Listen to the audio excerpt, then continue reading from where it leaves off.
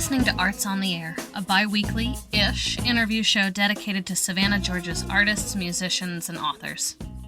Each episode will feature a guest in conversation about their philosophy, practice, and current projects, as well as their thoughts on the state of the arts in our community. Our theme music is a clip by Jose Ray, made specifically for our show. This week I had the pleasure of sitting down with Chuck Carbia, who's a fine artist, a performance artist, or entertainment artist, a college professor, and a musician. He's married to Kelly Beamer and made a guest appearance on her episode a few weeks back. If you missed the two opportunities to catch his Latin band, Tocamos Mas, the last weekend, you've got another chance to see him this weekend with his other band, Donna Savage.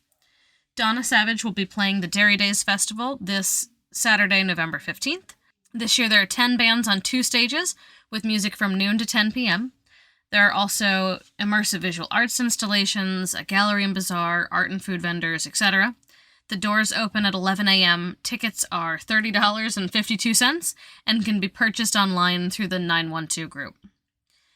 It goes towards I Is We Incorporated, a nonprofit organization based here in Savannah, Georgia, that works to support at-risk youth through mentorship, counseling, and skill-building workshops with a focus on reducing violence and promoting positive choices. So we'll see you this Saturday.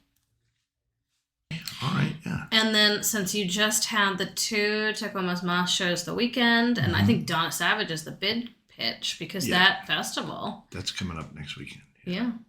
Yeah, all right, absolutely, man. And then there's Glitter Chariot, if you want to talk about that. You know Glitter Chariot, man? Which we haven't done in so long, like an official big show, and I just found I just caught on to, there's a new space opening here in Savannah. A former student of mine is opening a space, and it's down by SCAD Film Studios down there. What's that road down there? I can't remember the names of the roads here, but it looks like a really big space, and it might be just right for Glitter Chariot. Kind of like a 621 gallery space. Aha, okay. So, yeah, and I'm supposed to meet with her in the next couple of weeks to go scout the space and see what it looks like. That's so fun. Yeah. So there's that, man. Glitter Chariot, man, might finally get back doing something. Is that like your baby? I know you're the director of that one. No. I'm not the official director of that. No? No, that was Ryan Berg. Ryan Berg used to be our professor in grad school, me and Kelly, and Glitter Chariot is his brainchild. He started it, and we did it for years with him, and then he kind of stepped back. He had a couple of kids, and and so I took over. I started doing them, and I did them for about 10 years, maybe 9 or 10 years. I was doing it, and then it was my thing. Of course, working, talking to him through a lot of it, and having him involved remotely, whether it was through video or something like that. But I kind of took over doing those. Yeah. They're so much fun. All right. So does Kelly do all the costuming then? Kelly was kind of like the costume person. It was like her costume was always like that. And then she would work with us on things we needed for our costumes. Stuff like that. Yeah. Are we still seeing Bert and Ernie, or are we shifting? Bert and Ernie over the years has transformed. Like I've become very interested, especially since I started doing it. I was like, what if I combined, Ernie with Tony Montana, and so I was mashing things up. And so you see this character and you'd be like, I think that's Ernie, but it's not normal Ernie. And so I liked the idea of it was that we were, it was this mashup. So it wasn't just Bert and Ernie anymore. Like Bert became more of a wrestling character. Like Bert, like a full Nacho Libre situation. Yeah, Nacho Libre Bert, and I know that sounds ridiculous, but it was about relationship struggles and stuff. So this idea of wrestling with somebody I was like, no, Bert needs to be a wrestler now, and Ernie is Tony Montana, because I was interested in that movie Scarface, where all the relationships changed through the movie, and our Glitter Chariot's all about relationships, So I would use stuff like that. How many people are in that performance setup? 5, 6? In Glitter Chariot? Yeah. It's always different. Okay. It's always different. We've done anything from 3 people or even 2. I'll tell you about something I did with 2 people, but up to 14. Whoa! I think we did Art Basel. I think we had 12 or maybe 13 members in that. We've done them up to like 14 big rock shows with a huge group, and it's always different, different arrangements, different. There's always this kind of core thing. Me and Kelly and Ryan and the singer Lexi Braun, who are typically like the core of it. And then we have some other members that were like founding members, like people that were part of it, like Tim Warner and Michael Durham, and now we have Johnny and Ashley up in Atlanta, who are also kind of this other kind of core thing. They're always part of it if they can get there. So we have people all over the place that kind of do this. That seems to be a trend with you, like Tocamos Mas. Do they live here? No. Tocamos Mas, they don't live here. None of them do. That group started in Tallahassee, but then I moved away. Our guitar player is in Denver now, so he flew here this past weekend to do the show, which became another.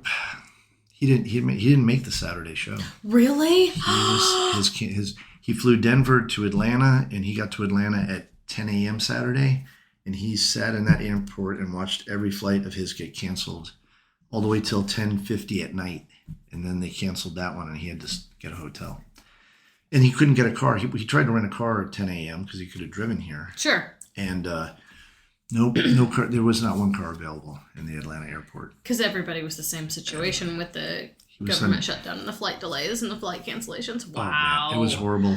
He showed me pictures of the board, in the airport. They're all red, all canceled. So he got here for the Sunday show, and that was fantastic too. They were both. I called somebody, and they got me a sax player, and they sat in with us at Rancho Alegres on Saturday night, and it was great. It was great. Oh, it was. I don't know if you know who Maggie Evans, musician here in town. I know the name, and I'm not getting a face. Yeah, Maggie, she's a professor at SCAD too. Okay. And her partner is Jackson, and he's a guitar player. They play at ranchos all the time. And they're like jazz, they're badasses, man. they're so great. But she called her dad, who is an amazing musician, sax player, and he showed up an hour ahead of time. I called an hour before the show, and she was like, let me ask him. And he showed up, and he did great. Oh, it was such a pleasure. That's so nice. Yeah, oh, it was fantastic. Yeah. Making lemonade over here. Yeah, man, it was fantastic. And then Maggie was at the show, and I called her out and asked her to come up and sing a song with us. And so the whole night was fantastic. Yeah. That's so sweet. I love that. Yeah. I did play your record in my house, and I didn't warn my husband because you said he might make fun of your accent. He did not notice. So, right. Yes, take that, man. It blended right into the background. He didn't say a single thing. So either you're so good that it sounds like Puerto Rican Cuban music and it just like blended into his world, or, my record player is so bad. He couldn't make out the lyrics. I like that. Well, either way, I'll take it, man. I choose to think, Yeah. Well, he said the Latin music, the Tocamos Mas, we've been doing that for a long time now, especially with me with these 4 guys. It's Patrick McKinney and Paul Harvey and Yazid Johnson, and those guys are so good that it's like, for me, I'm just, if I could learn the words properly in Spanish, and it took me years to do that, but that was the hardest part for me, to play bass and sing those words in Spanish. So I've been trying. You nailed it. Hey, man, thanks. Do you not speak Spanish? Un poquito, very, very, so okay, little. Me neither. So little, yeah. I mean, I can understand it, and I can fake a little bit, but I don't. And my dad, I never learned from my dad. My dad was a confusing man. I think it was part of the times, too. Like, I've got an uncle that's Cuban, and, like, his kids now speak Spanish, but, like, he wasn't allowed to speak it outside the house. Wow. Yeah. I know there was a time that was like, you come to the United States, you speak English, and it was a thing people, I don't think that was the case with my dad. My dad he tried to teach me Spanish. Just didn't stick. Oh, no. He was just so hard to understand and work with. Like, I spent a week on Me Llamo, Me llamo Chuck. No, me llamo. Okay, me llamo.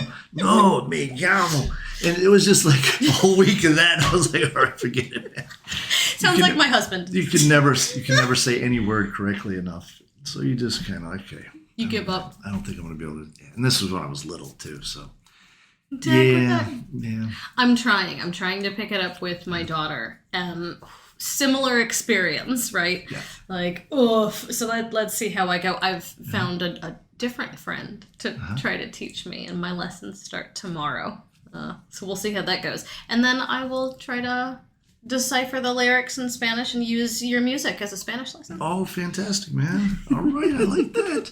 How did you end up in a Spanish band if you don't speak Spanish? I love that so much. Oh, well, my dad was a musician, a Latin musician. Oh, of course. Him and his brother, I mean, they were a big deal back in the day. And they were, they were good friends with Johnny Pacheco and Eddie Palmieri, and they knew Tito Puentes and all these guys back then. And they were part of that whole kind of New York salsa thing back in the 40s, 50s, and up into the 60s, kind of defining that music. And in fact, as a kid, I think I was 13 or 14, I went to an Eddie Palmieri show in Florida with my dad. And I didn't know, I kind of knew my dad was a big deal and stuff, but it was a big concert. 20,000 people down in the stadium. Eddie Palmieri, and they took a break, and my dad and my Uncle Eddie were like, come on, Chucky, and we went around the back, and we met Eddie Palmieri, and they took pictures with him. And when Eddie Palmieri came back on the stage, he was like, hey, I don't know if you guys know, but you got two legends who live here. Bebito and Eddie Carbia, and he called them out. They didn't go up and play with them, but he kind of talked about them. And I realized, I was like, oh my God, because I would, you hear your parents, like my dad was a big talker, but to see it and to hear it, I was like, oh man, these guys were the real deal. So we're doing his arrangements. We're doing that's where I learned all the songs from. The record it's pretty much a tribute to him and his the way that he did the arrangements.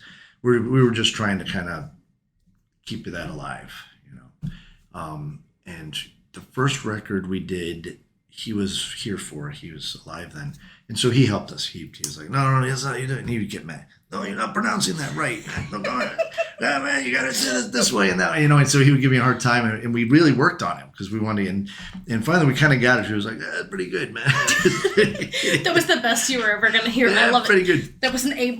Yeah, that was an A+ because, one thing I never like to do is play his versions of the song or his records and then ours, because I'm like, it's way to give me a homework assignment. No, please don't do that. I don't want anybody to ever do that, because it's just they like I said, these guys they kind of pioneered that music. So there's this rawness there's this honesty and rawness to their stuff they did that I don't think I will ever really touch. What we're doing is I think we're getting it close, and I think we're getting the spirit of it. But then we'll do a Tom Waits cover or something like that. And on the newest record, one of the songs on there was a song my dad wrote in his 70s. He had this song. He's like, I got this song I was writing, and I didn't really record with him or much at all, any of that. And so I learned the song, and then after he passed away, I did this second record, and so I was like, let's do the song he wrote. So we came up with an arrangement for it.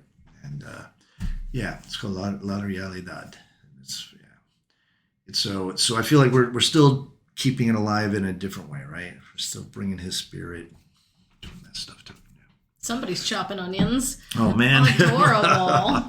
Well, he was a big deal and on my life and all that. So that's so cool. So all right, so you inherited the genes, and that's why you're part of why you're amazing. Let's not give him all the credit. You get a lot of your own credit, but you inherited some of the brilliance. Yeah. How did Donna Savage start?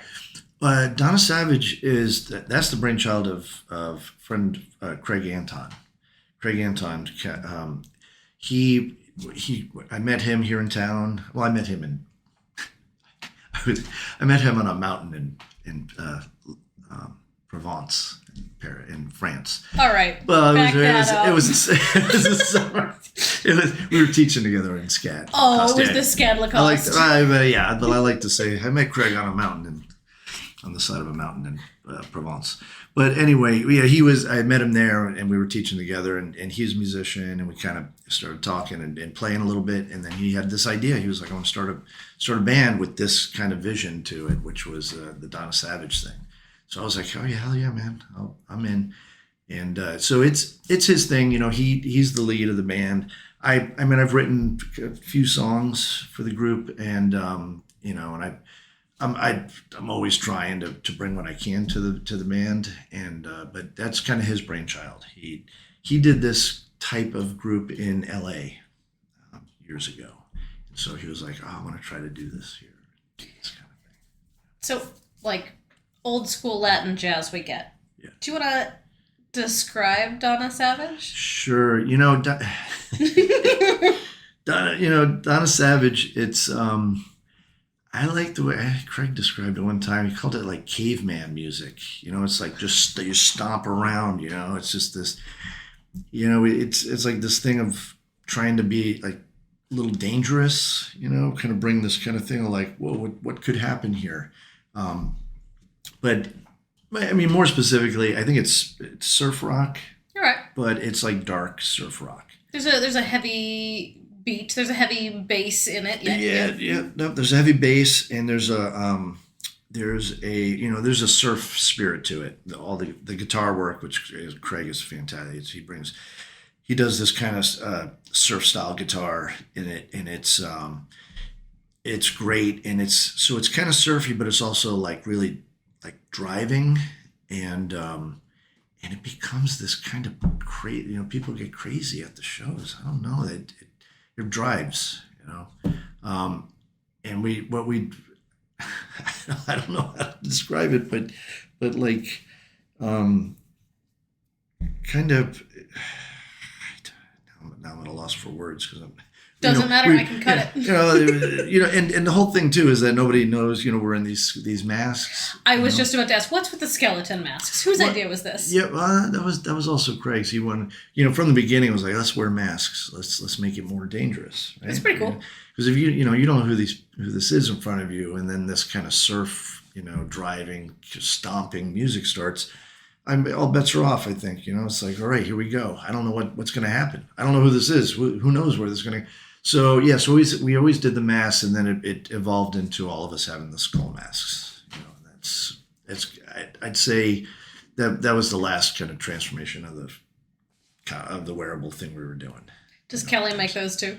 No. Those are pretty standard. Those are the Target bunny. Call those your standard. No, maybe. No. I don't think you get the right one at Target.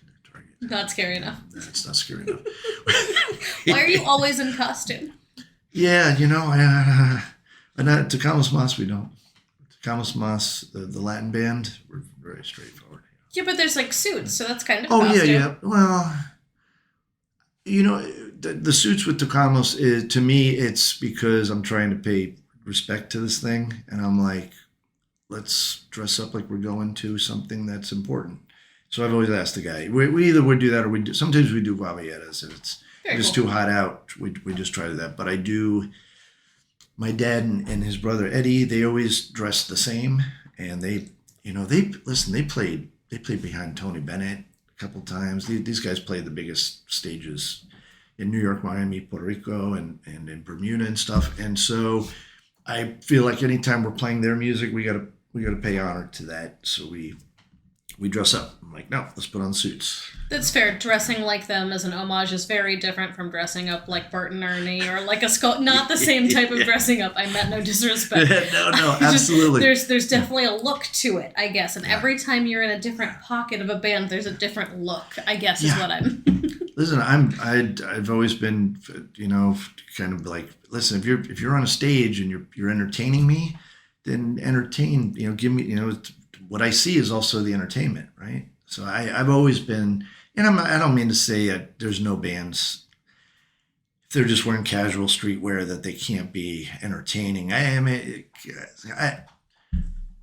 little more critical of that. I'm like, if you're on a stage, man, show me that you mean it. Like I can just jump up there with you, and then what happens?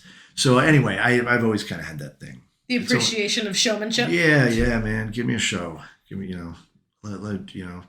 I kept telling the guys this weekend because I said my guitar player was stuck in line. It was like, and so when he finally did get here, we're all like, it was exhausting for all of us because we're like, who's going to play with us and all that stuff. And so when it came to the show Sunday, I was like, should we do the suits, or go with the guavia? And I was like, man, you know what? Look good, sound good, man.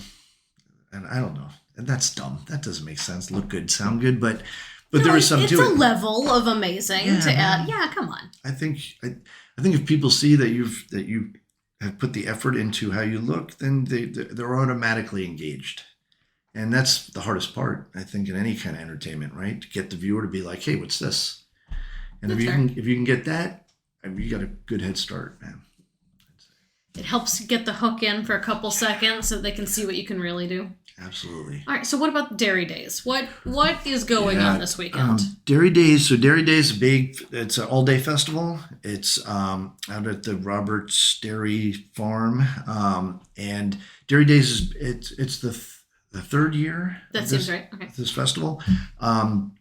Put on by the 912 group, which Matt Toole is part of this. And Matt Toole is a big part of putting this festival together. And Matt Toole, I think he should be the mayor. He's everybody knows Matt. He's like this staple here in Savannah. Do you know Matt? I do not. I was going to say, I don't know the mayor. You don't know the mayor? I'll put it on my list. Well, I think Matt Toole, yeah, he's fantastic. But he's been putting this festival on. And it's benefit too. It's raised money. And I feel terrible that I don't have my thing to tell you what that is specifically the benefit is for, but we'll add it in the show notes. Add it in show notes, please. But it's all, they're always trying to not only bring community together and local music together, but also, help folks out in the community. So that's what the main thing is with this festival, the Dairy Days. But the Dairy Days, it's a big lineup, all day music. There's Donna Savage, and then they're bringing in a band from Costa Rica. That's the headliner. Ooh. Yes. Saint Cecilia. Saint Cecilia is a Costa Rican band. Pretty great. I mean, it's rock and roll. It's kind of like maybe newer, but good kind of solid rock and roll. And then we're playing right before them. It's Donna Savage. Oh, so you're a closer. Yeah, we're right before the big headliner. All right. So yeah. Well, the music's what, like noon to 10 p.m.? So you're like a 9 p.m. kind of dude? Yeah. You're like a Yes. We are it might be like 9. Yeah. Let's say 9 to 10 is pretty good. A pretty good guess. And we probably 9 o'clock down the set. No. Well, wait, there's 2 stages this year. There are 2 stages. There's the tank stage, and I am part of another group that's playing another thing that's called the Iron Opera. All right. I don't know what that is. Yep. I'm so excited. Is this new? This is new. This is brand new. The first time I think that the Iron Opera is going to be performed. This is a Matt Toole project with his buddy Alan in Atlanta. They come from the iron pouring world community. And they've been like teachers of this practice for a long time. And so they have written what they call the Iron Opera. Now, I don't feel like I'm qualified to talk about what it is because I'm still trying to I'm playing bass in this, but there is this machine that they have constructed that is this steel thing with a disc on it. Okay. And this disc turns, and it's almost like it has textures on it, and this thing like a record player, like a record almost. It reads this mechanisms which shoot fire in rhythm. It's this rhythm machine that has fire shooting and sound. You're testing the limits of my Botox. What? I think. And so this thing is going to be in the center of the Iron Opera, and we are performing with this thing that will be, and they have a name for it, and I apologize, I've forgotten the name of it. It doesn't have an official name, this machine that they've built, but I know there will be fire, and there will be some heavy sounds coming forth from it, and it will be it'll be about iron. About how big of a machine are we talking? Give me like a spatial. I'm guessing like the size of this table, like this giant machine. Like a 4x4 type situation. Maybe 4x8, maybe I don't know, maybe a good 4 or 5 foot tall machine. All right. And I think there's a couple of them that'll be on the stage. That is super cool. Do you know what time that's going on? That is at sundown, because right when the sun goes down, it gets dark. Then the fire starts. So that's your cue. I mean, if you're at a different stage somewhere else, you have to be at Dairy Days this Saturday, November 15th, prior to sundown, to find the Iron Opera. Wonderful. I don't think you're going to miss it. Yeah, find Chuck at the fire. And then follow. And wish me luck, because there's going to be fire, and I hope we are safe. I'm sure we'll be safe out there. I mean, yeah. I'm sure it's great. I think it's going to be fantastic. Yeah, it'll be amazing. Yeah, no, these guys know what they're doing. These guys have been doing metal stuff for their whole lives, and they're really like maestros at iron, and had like the whole science behind iron pores and that whole thing. And so now they've decided to bring it to the stage as a musical, as an opera. That's so cool. I might need a babysitter. Yeah. Huh. Yeah. I might need to rearrange my Saturday. I really wanted to, and then my husband had like a work trip get shuffled, and I was gonna miss you a second time. Oh. Let me see what I can do. Oh man, yeah, try it. Because Alan, the guy who does all the singing on the Iron Opera, he plays the accordion. So that probably wasn't on your radar either, but no, it wasn't. That's part of the instrumentation, and accordion, and I'll be playing bass on that. All right. Of all the things you could have said, accordion is not what I thought you were going to say to me. So get ready for the fire shooting accordion jam. Yes, that's the best I can describe it, man. I'm excited. I think it's going to be fantastic. And then we get to follow it with Donna Savage. It's amazing. So, yeah. That's just so cool. Well, and there's a visual arts component to this festival as well, right? Yeah. Matt always curates local artists for this. Last year, I think he had 4, maybe 5 or 6 different local artists that were showing their work out there. And I think he's doing the same thing this year. Very cool. There seem to be like gallery booths, and then there seem to be like food trucks, and then there seems to be like a separate like performance art something. But yeah, well, I think they were doing something like there about the festival, like in and around the festival. I think there was a performative thing happening. See, I've never been. Yeah, it's great. I mean, and Matt had been talking about trying to do something, because I've known Matt for some time, and has been really interested in putting something like this together for a long time. It's been like just talking about community, man. Have an event, have a thing that brings everybody in the town together, highlight local musicians and artists, and maybe help the community at the same time. And I'm really proud of him. He's doing it. He's put this festival together. You couldn't ask for better weather. I mean, because at least it's a little too cold versus a little too hot. I'll take that. It'll be beautiful. I think it'll be beautiful, man. I think it's gonna be a great day, man. Come out, come out to the Dairy Days, stomp around. I want to know who picked the ticket price, because I looked it up and it was like $30 and like 15 cents or like 72 cents, or like something like very strange. So I'd like to have a word with that rounding error. Right. Well, you got to talk to Matt about that. I'm sure it means something. I'm sure it does. I don't know how that price came about. Yeah. Well, it's probably covered the cost of the fire. How much does fire cost? The extra 13 cents was the insurance coverage. Yeah, there you go. All right. How many instruments do you play? I play a lot of different things. I can play guitar and bass, obviously, and piano. Like a lot of people say, I play a lot of different stuff. So I haven't mastered any of them, but I'll play a lot of different things. You play a lot of them professionally, though, so you've mastered it more than most. Well, yeah. I have stood on a stage and played them a lot, but I wouldn't call myself a piano player. I mean, I can get on there and I can hold down a song on a piano, but when my piano player in the Latin band Yazid, when he sits down and plays, it's like, come on, this guy is fantastic.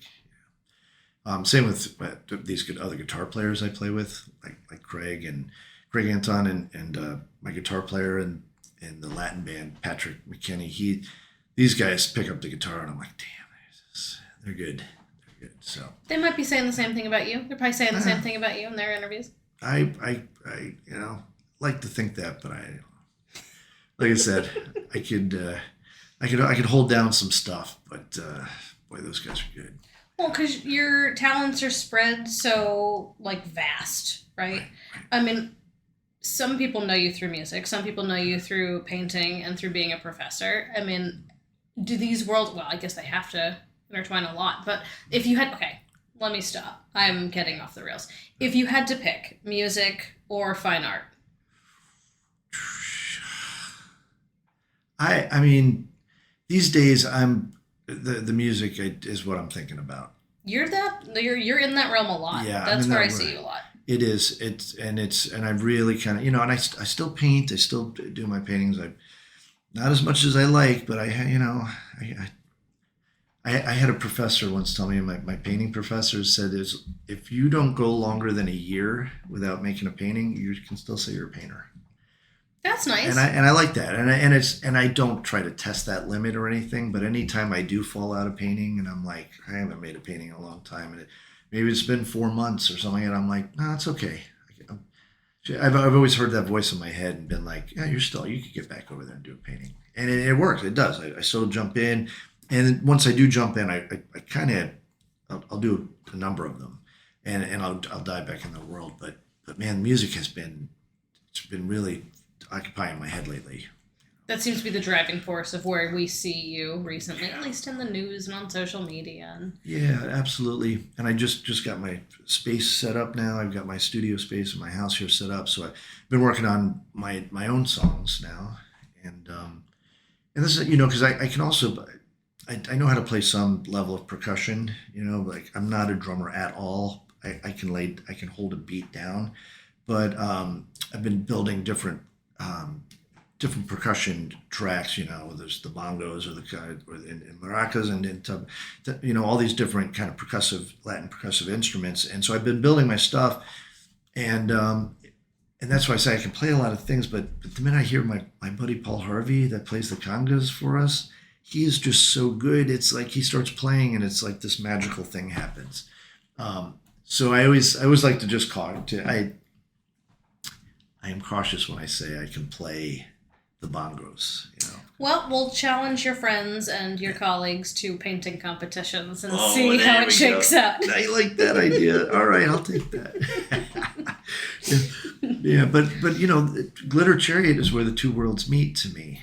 I agree, and I love that. Do you know what, if the space comes to fruition that you're checking out, do you have a timeline for when we get to see that next? If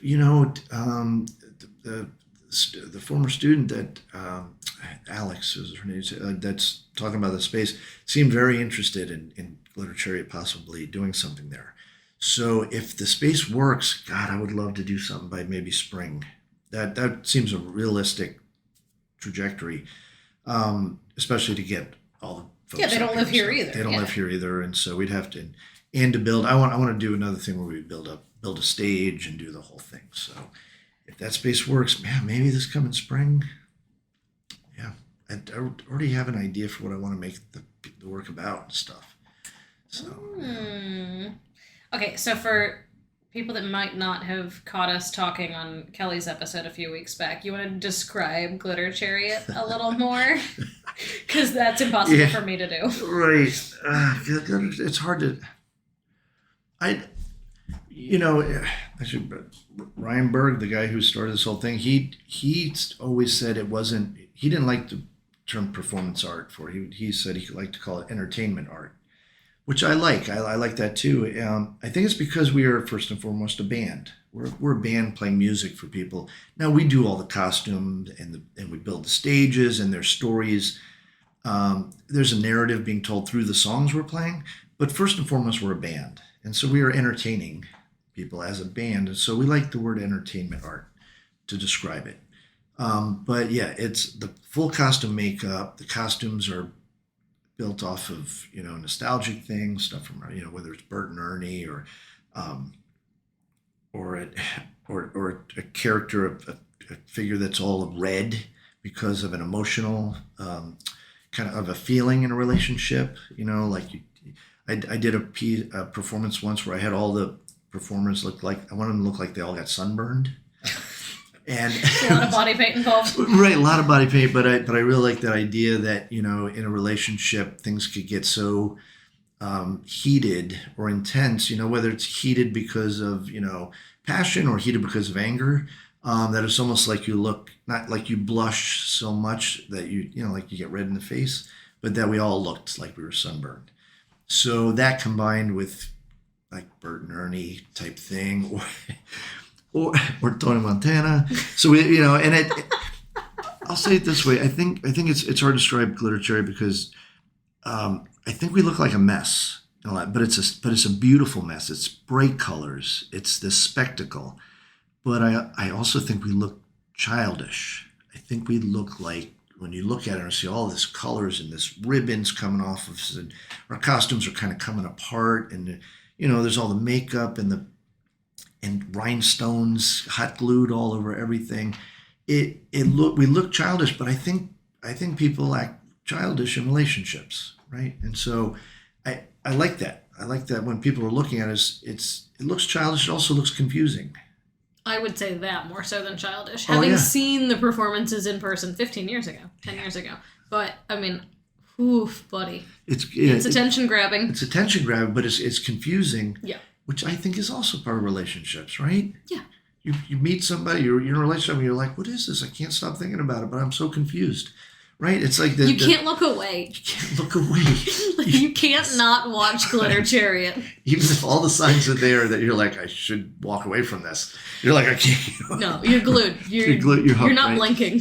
Right. And then, combine that with us, a lot of times we're playing these kind of sweet love songs, or, Dolly Parton, Porter Wagner songs, or R&B songs.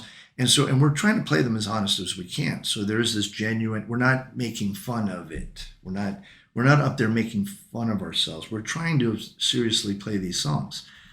So those two things, I think, really are how relationships feel in ways. And so I think it catches people, and then they don't know what to make of it, but they can't. I think we hook them with the sweetness and the kind of, and the melodrama. It's very, very dramatic, all the costumes. Yeah, the dramas where like you can't. You get sucked in. You get really, really sucked in, and it's like the parts of you that are so awkward, but like everybody does the same thing. Yeah. So like you feel it, like There's goosebumps. There's like type. Yes. Yeah, and like some of the stuff we've done in the past is like the two lead singers, they'll slowly change costumes over the whole performance. All of a sudden you see pieces of the costumes. They trade one jacket for the other jacket, and then all of a sudden, next thing you know, the wig comes off the female presenting character, and the Bert cap comes off of the other, and they switch, and all of a sudden they have completely changed costumes. Because I think in relationships you start to become like the other person you're with. Or you start to change how you act to please them, and they start to do the same. So I think that's why we do that stuff. It's I think seeing it happen slowly, and all of a sudden you're like, wait a minute, something's changing. It's pretty fun. It's like when you see photos of owners and their dogs over the years, where they like slowly start to look the same, and like elderly married couples, like they slowly look the same. That's what happens, man. Yep. That's Glitter Chariot, but right.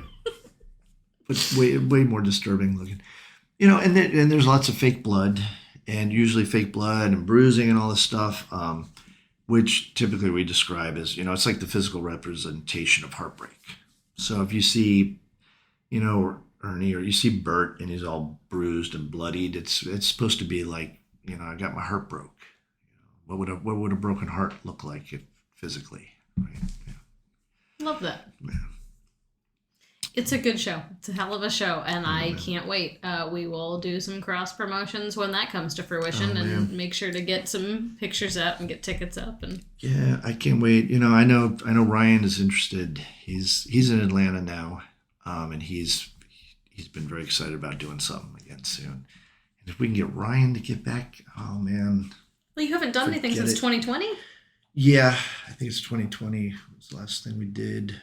We did a big thing here in 2018 at SCAD, which was great, but it's been too long. Yeah, so, you're way overdue. Yeah. Tell you, man, I know everybody took a hit on COVID, and it was like everybody's trying to recover. But for me personally, Glitter Chariot, like the whole Glitter Chariot mind space, it kind of crushed me. It was hard for me to come back from it. So I'm still been trying to get it. The way I describe it is, anytime I did a Glitter Chariot, like the ones that I had put together, 2 weeks before the show, before we actually had the performance, it never failed. I was like, this is the dumbest thing I've ever come up with. We got to cancel it. I don't want to do this. This is ridiculous. That's how all art works, right at the end, right? Yeah, I do. I think it is. But that's when I would know, too. I'd be like, okay, we're onto something here. I think this was going to be great because I want to cancel. But I tell you, that feeling, COVID comes along and all of a sudden it's like, well, we can't do anything for a while. Let's just take a break. And all of a sudden I don't have to be in that headspace anymore. It's like getting back on the high dive again. And it's cold out, and I don't want to go. No, I hear a great professor said, if you wait a year, you're still an artist. Yes, you're still an artist, yes. So high dive it up, Chuck. I got to get back up. Yeah. Well, I'm trying. I think we're going to get something going here. All right. For this one, yeah. All right. How long have you been a foundations professor at SCAD? Years and years, right? Yeah. This is my 11th year. Wow. I've been teaching SCAD. And you've done Lacoste. Yep. And then you were at FSU as an adjunct, maybe? Yep. And you did Florida A&M. Yep. Taught Florida. Where else have you been? Too. You've been everywhere. Well, no, but yeah, we taught there. I taught at a few different schools down there in the Panhandle, and then before that at USF, I was doing some adjuncting down there. That's the one I missed because I'm from Orlando, so it was a bunch in my jam zone. Yes, that's the jam zone right there. All right, so let's not get you in trouble. Who's the best one? Oh, the schools? Yeah. Oh, God. I mean, come on. This has got SCAD, man. It's fair. Well, listen, I'll say this because I'll tell you what, in Tallahassee, that's where Glitter Chariot kind of really got. Glitter Chariot started before that down in Tampa, and we were doing a lot of kind of glam rock shows. We would just come up with a theme, and we would just get a bunch of people on stage in costumes, and we would just rock out. We would, play rocks, David Bowie or the Ramones or whoever, Iggy Pop. And it was just fun. And then we started doing it in museums and in art spaces. And in Tallahassee was really the where we really started experimenting with those performances. And it was this beautiful 621 gallery was this great space for us to play. We could get anything we needed there, and we had this big space. We could do whatever we wanted in it, and we did a lot of stuff there in Tallahassee that was really kind of like, talk about being on the high dive and be like, what is this? What are we going to do here? It was a really great space for us to do that. Now I'll tell you, here at SCAD, to me, it's like, I mean, SCAD has provided me with like a living. 11 years is a long time. You must. Yeah, and you're I love in this. This town is fantastic. I love this town. It's so beautiful here. I agree. Love it. We got a space we like here to live, and we were able to pay our bills. All that stuff. It was in Tallahassee. It was as adjuncts. I won't get into the adjunct. That's obviously tougher. Adjunct world is a tough world, man. And we were in that world for a long time. So when we got here, it was like, SCAD treats us good. I think they were the only North American college in the list of like top 5 art schools in the world that came out maybe a week or 2 ago. Oh yeah. Mm-hmm. They made it. Yeah. Well, I'll tell you, they just revamped the whole foundations department. We're in the School of Foundation Studies, and it's been interesting because there was a lot of worry about what's going to happen to the school, as far as like making these big changes. But it seems to have maintained this thing for as art teachers, we can still bring our stuff to the classroom, and I've been really excited about that. So SCAD's been good to us, and I like what they're doing. Students at SCAD. Nothing wrong with any of the other students. I've had fantastic students everywhere that I've had some of my favorite students of all time in other schools, but here at SCAD are just like consistently like students that blow me away. I'm just like, how did you guys do that? I was like, how did you get that done in that week and a half? And they come in with this stuff, and I'm like, what's the strangest thing that's ever been turned in? From a student? Sure, why not? Or that you've seen from a coworker, so that you don't have to tattletale on. Right. No names, no names. Strangest thing, huh? I can cut it. You don't have to. I teach this 4D class for time-based work, and I get the strangest projects in that class because I really push them to be experimental, and they do performance, video, installation. It's that, and it's from the Glitter Chariot world. I'm like, look at this. Let's experiment. Let's play and try some stuff out. And I've gotten some projects that are just really out there, and they do really creative stuff with it. I had a student once who wanted to do something about embarrassment, and he said, and he remembered the reason why is his younger brother was autistic, high on the I think that's how you say high on the autism scale, and as a little kid, he remembered one time he was embarrassed by his brother. Oh. And he felt terrible about it. It was like, and he was little. He said, but this thing happened, and he remembered being embarrassed by it. And so he wanted to do something, a piece about that. And so he decided he was going to embarrass himself. So he made this video of him telling that story about his brother. And while we were watching this video, he had left the room. He said, "I'm going to leave the room." And these are all glass windows in the classroom. And then we look out on the railing of the building, and this is right in the middle of the whole art building. He's out there, and he's in his little swimming Speedo. He used to be on the swim team, and he's got his goggles on his head, and he's just standing there like that. And people are walking by, and they're stopping. They're like, "Dude, what do you?" And he just totally embarrassed himself right in the middle of the school. Aww. While we heard that story. And so that's the kind of experimental stuff. I'm like, that's pretty great. That is great. I mean, that makes you think. That's a feel good. Yeah, I like that. Yeah, they're going to go places. Yeah. It was a really, really risky move. And what was great is this is a student that was like I think he was a sound design major, and maybe in film and television too. Film and television, a sound design minor or something.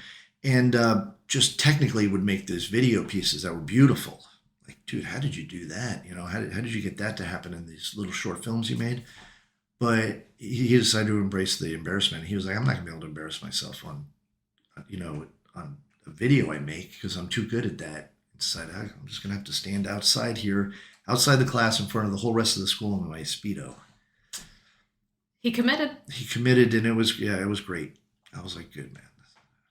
So, I love that. So that's the kind of stuff I try to get him to do. And I try not to get fired.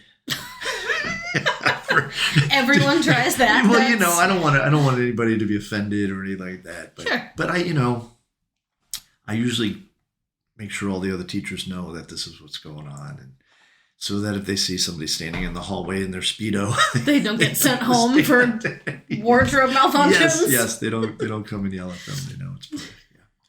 It's all part of it. It's all part of it. Yeah. No, I tell you, man, I couldn't even start to name some of the work that I've gotten from these students. That's just blows me away. Especially at SCAD over the past 11 years. Again, even Alex, the one who's starting this new space, she did fantastic projects in my classes. She was a killer. I'm sure you were a big help, and yeah. Oh.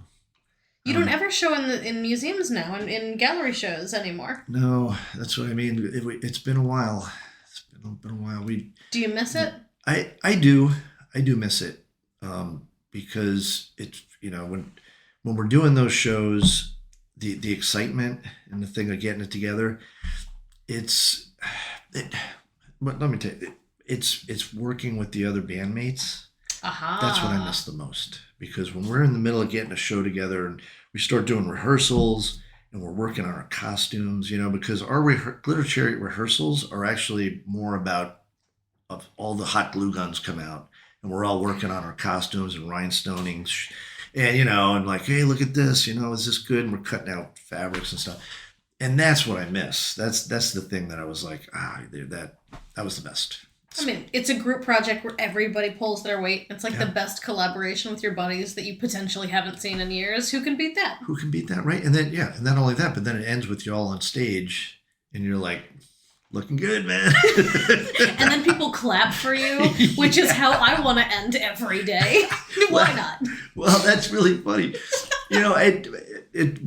Actually, the clapping thing, because, like I said, we're kind of trying to be aware that we're a band and this entertainment thing. But we try to push against that, like... No, I'm not allowed to clap for you? We try to not have a song end normally. Like, we've had many discussions about it, like, well, the song is just going to kind of fall apart at the end and then become the next song, and people aren't going to have a place to clap. Because that's even more awkward. That's even more... You're like... You're just waiting and, like, trying to put your hands together, and there's no, like... Right. Okay. So we like to play with that stuff, too. All right, so you heard it here first. No clapping. No clapping on Glitter Chariot. Yeah. I like that. I've always tried to. Man, I think Ryan was the first one who was like. Although Ryan has also done shows where he has had his own clap track set up, so he would just we get to a song, he has big applause come out before the audience can do it, and the audience was like, "Okay, all right, we'll join in." But that's part of the awkward. Part of the awkwardness, yeah. I love that. What a blast. I hope that shows up. I will be the first ticket sold. Man. It's so exciting to me. So, when you told us you were at those early shows, those were something. I don't know that I was old enough to drink the first time I saw a Glitter Chariot show. So we did have signs out there that said warning. Well, I was working them. Oh, you were working. I was at 621 as an intern, so I was probably like 19, 20, like hitting 21 years old, I think. And then I saw them, before and after, I'm sure. But there were some times where, like, I had the inside scoop where you could have the best view. Because, there's... those 621 shows, they got packed in there. I'm 5'2". If I don't have like a good spot set up, or if I don't have like a worker badge, like no, I can't see. Right. Wait, man, I remember, and did you know Bob Howard? He was a photographer in Tallahassee. He was always he was big at FSU. He ran the student union thing down at FSU down there and stuff. Anyway, he was there for a long time. What was the club? Club Down Under? He was a big part of the goodness gracious. I remember the Club Down Under. I haven't thought about that in a decade. Yeah, he was a big part. He'd been around FSU for a long time, but he's a photographer, and he came to one of our shows, first ones. And I remember the first time I saw him, he was on a ladder. He managed to snag a ladder out of the back of this. I think it was either the 621 or the SCAD Museum of Art. And he was up on this ladder, and I remember we were performing. I was like, guy on a ladder. Weird. But he got the best pictures of us. Oh, I'm sure. And we became dear friends with Bob for many years. We've known. I haven't talked to him in a long time, but I see his pictures. He's still taking pictures. And that was when he was first starting to play with photography. And so he kind of used Glitter Chariot as a learning thing to take pictures of us. That must be so cool to see him evolve and you evolve in tandem. Absolutely, man. Because it was a few years later, he started like showing his photos, and he was like, should I show them? We're like, yeah, you should. These are fantastic, and all of a sudden he's showing his photos. And, Aww. Yeah, it was great. But yeah, those 621 shows were. Did you see the one where we were all red? We had the squibs. Do you know what a squib is? Maybe not. What's a squib? Squib in movie world, squib is the thing, like if somebody gets shot, they have an explosive thing under their shirt. And that feels it reasonable. Blows up with a blood packet on it. So it blows a hole in the costume, and then blood packet squirts out. I feel like the answer is yes, but... Yeah. It was weird, because the whole band was rigged with those. So the whole band had squibs, and we had a guy backstage, and he was just setting them off randomly through the show. That's so on brand for you that even if I would not have been there, I have like falsely implanted my memories to be there because it just feels like something Glitter Chariot would do. So I don't know if this is a true memory or a false memory. I'm going to say yes, I was probably there. Yeah, it was a big one. That was a big one of those packed in. Everybody's packed in, and then boom, and and we had called the police department, let them know we were doing this stuff because it sounds like a real gunshot, and this thing blows up on you. It blows a hole through your costume, Oh. It's a little explosive. And so we did training, with the guy. And that was a Ryan Berg project. He had this idea, he wanted to do this, and Ryan got us all rigged up, and one by one the band members were dropping through the performance. And I think there was like 8 or 9 of us in that one. And drop in, and then finally I'm just the last person up there playing my acoustic, and then boom, pow, I go down. And I tell you, Tallahassee was great because, of course, the first thing when I went down, I was the last person down, and the first thing you heard from the audience was like, encore. We're like, oh, you suck. How? Yeah, we're kind of like, Love that. All right. Let me see. What's coming next? Do you have any ideas for Glitter Chariot that you're willing to share? And if not, I do. I have ideas. I don't know if I want to go into what I specifically want to do, but keep it a secret. Yeah, I mean, I lost a lot of family over the past 7 years. My family took a big hit. So I want to do something about regret because I think that's what I'm learning is that when you lose people, it's all about regret. You just regret time you didn't spend with them, or what you said to them, or what you wish you could have said, and all that stuff. So I have this idea to do something about regret. How mature, and also what an awkward thing to put yourself through. Also on brand. Yeah, and it's a messy thing, so I think it'll be perfect for Glitter Chariot. Right? I think that's great. We will all stand in line to watch you show us how to regret and make our skin crawl. Yes. Oh, God. It's like I said, man, if I'm not totally terrified and feel like it's the dumbest idea in the world, then I'm not doing it right, I think. So very brave. Hopefully I'll get to that place with this one. I'm sure you will. Yeah. And Donna Savage is still playing, obviously. Sure. So Donna Savage, we're working on some new songs. Craig's been sending me stuff. We have a Donna Savage record that's out. So, ooh, is that check it out. The white graphics? Yeah, yes, in black and white cover. Yep. Check out the record. It's on all the platforms. A digital platform. We didn't press that one in vinyl, but we have a handful of songs that we started recording again for Donna Savage, so there's some plans for that. And Tocamos is more of a challenge, but the guys, this weekend the guys were like, dude, let's do this. Let's figure out how to get together more. So they're excited. They're going to come back soon. Yay! They love this town. They're so excited. I hate that I missed 2 shows this weekend, and I missed both. Oh. I will tell you why when we're not recording. But that was a heartbreaker. I thought I was going to walk my husband into the show and then see what he thought. Mm-hmm. Oh, man. Yep. Well, I'll tell you what, Savoy was a big dance party, which we did. I thought there would be a little more dancing at Savoy just because Rancho Alegre is a restaurant. Sure. And so Savoy is more of a bar. And I didn't know we were going to have this dance, it looked like salsa dance troupe came in. And they all, pairs started dancing. There was these Cuban ladies that didn't know we were even playing. They were like, we're on vacation here. Someone told us just to come to this bar because it was cool. They come in, there's a Latin band playing. They were all dancing. It was crazy. The energy was fantastic. The place was going. So you nailed it. Well, you created a dance party. Well, if people are dancing, then we're like, there it is. That's the best we can do. So they were going. I was very happy. I was sometimes with Tocamos Mas, when those moments happen, it's like I'm not doing anything. I'm playing my dad's bass in that band. I have his original 61 Fender Jazz bass, and I always joke with the audience that I tell them this is my dad's bass. I'm like, it plays itself. I don't do anything, I'm like, I just kind of hold it. But there is this thing where all of a sudden it's not even me playing, and that doesn't happen with any other band. You know? Oh. Yeah, with that thing where all of a sudden you're just like it's something else happening and you're just kind of watching. That's the Tocamos Mas stuff.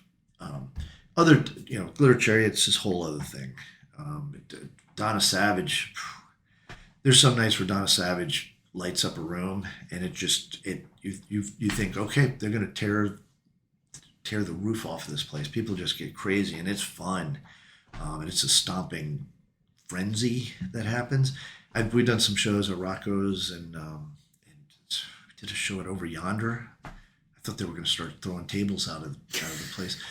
Well, don't start a riot. No, right. Well, that's what I feel. It's that danger that I was talking about. It's like this feeling like, oh, this is getting crazy. So those are great, but it's the Tocamos Mas where it's like all of a sudden I'm not even doing it. I'm watching it. It's crazy. That's so cool. It's cool. Inherited talent. You come by it honest. I was around it growing up my whole life, so I somehow absorbed it. Yeah. It's beautiful. Nice. Well, how do we support you? We come to all these shows. So we follow you on your Instagram. We follow you on right. Pitch the Instagram, pitch the website. Oh, yeah. Well, there's Tocamos Mas at Instagram. There's Donna Savage. Well, it's Donna Savage Band is the Instagram for that. Check out our record. If you want to buy the Tocamos Mas record on vinyl, go to the website, tocamosmas.com. Check that out.